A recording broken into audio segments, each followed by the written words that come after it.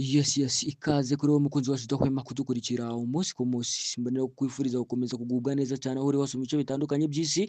Amahoro y'Imana abane namwe kandi ibyo ukora byose bikomeze bikugendekere neza gatanu kuri gatanu nk'uko ubyifuza. Ni kuri ya masaha y'ikigoroba turi ku munsi wo ku cyumweru turi ku itariki ya 26 ukwezi ni ukwa 10 umwaka nawo ni 2025. Nyemera turebere hamwe ibyo aya makuru akomeje kugenda atigisa ibitangazamakuru binyuranye hano mu gihugu cy'u Rwanda, by'umwihariko turi gukorera hano mu mujyi wa Kigali aho tugiye kwerekeza ahazwi nk'ikibeho hakomeje kugenda habera ibitangaza bikomeye cyane, aho ubu bita nka Yesu Kristo cyangwa se umwami n'umukiza amaze kuba yakwigaragaza mu masaha make atambutse ashize, aho abazwi nk'abakristo cyangwa se abantu basanzwe basenga bemera Imana bamaze kuba bagaragarira ahazwi nko ikibeho, bamaze kuba babona uwo bita Yesu Kristo amaze kuba yabigaragariza, bamaze kuba bakishyiramo icyizere cy'uko bagiye kuba baja mu ijuru. Aya ni amakuru akomeye cyane tugiye kuba twakibandaho, ni mu ngingo zigiye kuba zakigwaho mu ngingo tujye kuba twakwibandaho mu makuru make ari imbere. Mu yandi makuru nanone hano mu mujyi wa Kigali ahazwi nko mu murwa mukuru w'igihugu cy'u Rwanda hamaze kuba hagaragara amakuru akomeye cyane, naho ibizwi nk'ibidayimoni bikomeje kugenda byakibanda hano mu mujyi wa Kigali ahazwi nko muri gare ya Nyabugogo, hakomeje kugenda hakibandwa amadayimoni aho akomeje kugenda yakirekana ku manywa nyaruhanga.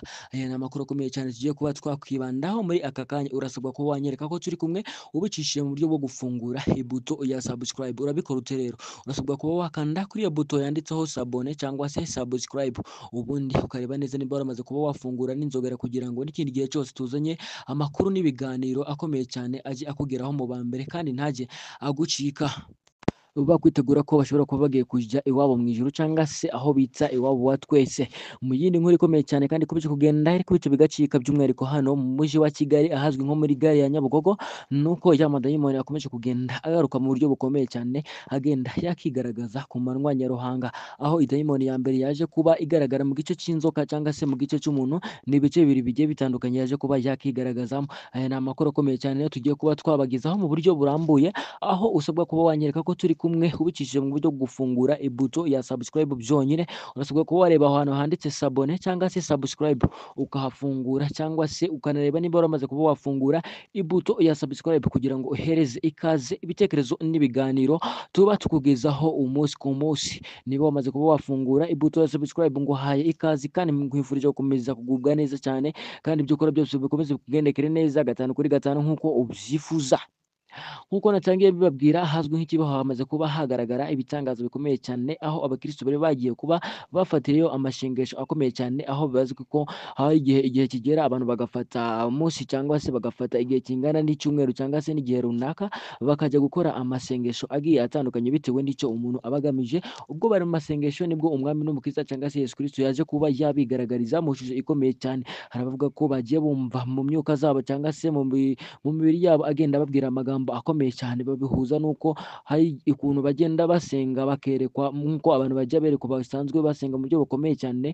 Yababwiye ko ari igihe gito cyangwa se iminsi mikeya basigaje kuba bakitahira iwabo mu ijuru. Ni amakuru akomeye cyane yakomeje kugenda hatigisa ibitangazamakuru binyuranye hano mu gihugu cy'u Rwanda, by'umwihariko hari n'abo hanze aho bakomeje kugenda babitsindaho ibi bintu cyane. Nyemerera umpereze umwanya nanjye nguhereze ikaze nkunyurire muri aya makuru ngusobanurire gatanu kuri gatanu, turebere hamwe akantu ku kandi, turebere hamwe amakuru akomeye cyane yakomeje kugenda agarukwaho n'abaturage ndetse n'ibyo bakomeje kugenda batangaza mu buryo bukomeye cyane. Andi makuru kandi ni uko hano mu mujyi wa Kigali hakomeje kugenda hagaragara amadayimoni kenshi cyane yakomeje kugenda yigaragaza ahazwi nko muri gare ya Nyabugogo, aho ku manywa nyaruhanga amadayimoni yagiye akitambika abaturage mu muhanda hagati, akaba yateza akaduruvayo, dore ko hamaze amasaha agera kuri 3 amamodoka atagenda ndetse n'amamodoka muri rusange, aho amadayimoni yari amaze kuba yafunga umuhanda uzwi nka hano kuri gare ya Nyabugogo. Byari ibintu biteye ubwoba cyane, dore ko polisi y'igihugu cy'u Rwanda nayo yamaze kuba yagiramo ubwoba, ikaza kuba yahagarika ibinyabiziga kugira ngo barebe ko bateza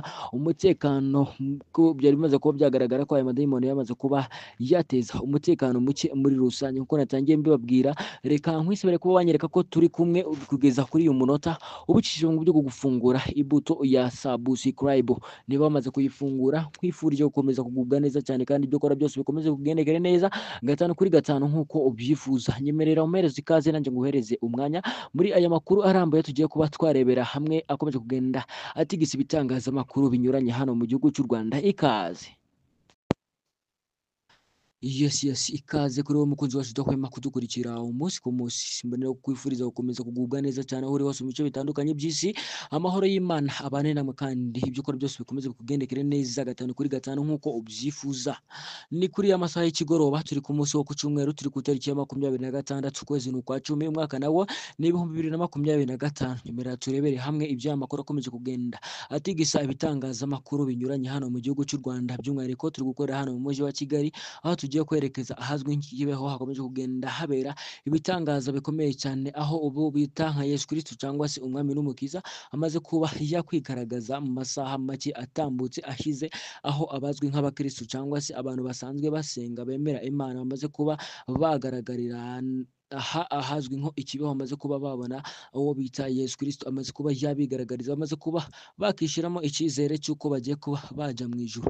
Aya ni amakuru akomeye cyane tugiye kuba twakibandaho, ni mu ngingo zigiye kuba zakigwaho tujye kuba twakwibandaho mu makuru make ari imbere. Mu yandi makuru nanone hano mu mujyi wa Kigali ahazwi nko mu murwa mukuru w'igihugu cy'u Rwanda hamaze kuba hagaragara amakuru akomeye cyane, naho ibizwi nk'ibidayimoni bikomeje kugenda byakibanda hano mu mujyi wa Kigali ahazwi nko muri gare ya Nyabugogo hakomeje kugenda hakibandwa amadayimoni aho akomeje kugenda yakirekana ku manywa nyaruhanga. Aya ni amakuru akomeye cyane tugiye kuba twakwibandaho muri aka kanya. Urasabwa kuba wanyereka ko turi kumwe ubicishije mu buryo bwo gufungura ibuto ya subscribe. Urabikora ute rero?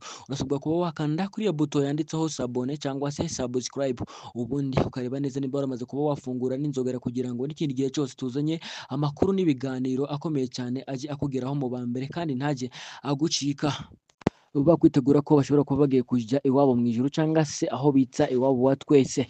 Mu yindi nkuru ikomeye cyane kandi ikomeje kugenda ariko bityo bigacika, by'umwihariko hano mu mujyi wa Kigali ahazwi nko muri gare ya Nyabugogo, nuko ya madayimoni akomeje kugenda agaruka mu buryo bukomeye cyane agenda yakigaragaza ku manywa nyaruhanga, aho idayimoni ya mbere yaje kuba igaragara mu gice cy'inzoka cyangwa se mu gice cy'umuntu.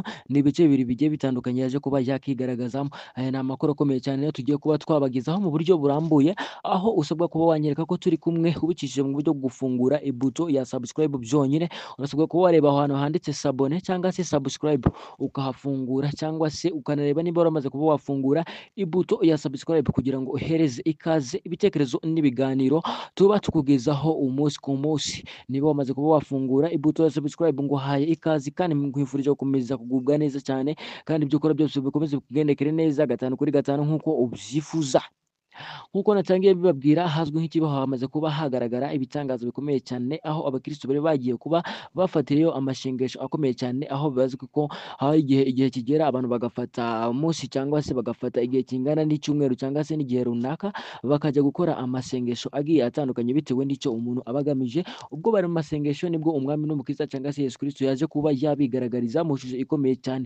Hari abavuga ko bagiye bumva mu myuka zabo cyangwa se mu mibiri yabo agenda babwira amagambo akomeye cyane, babihuza nuko hari ukuntu bagenda basenga bakerekwa nk'uko abantu bajya berekwa basanzwe basenga mu buryo bukomeye cyane.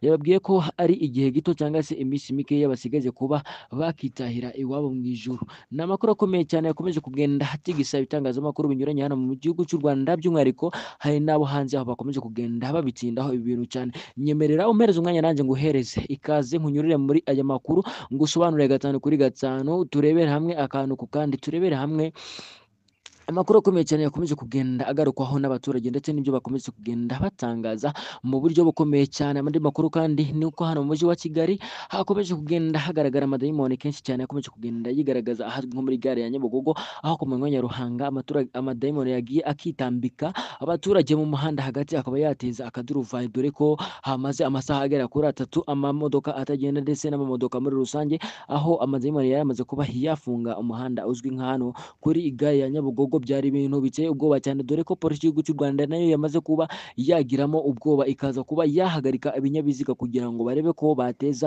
umutekano, ko byari bimaze kuba byagaragara ko aya madayimoni yamaze kuba yateza umutekano muke muri rusange. Nkuko natangiye mbibabwira, reka nkwisabire kuba wanyereka ko turi kumwe kugeza kuri uyu munota ubicishije mu buryo bwo gufungura ibuto ya subscribe.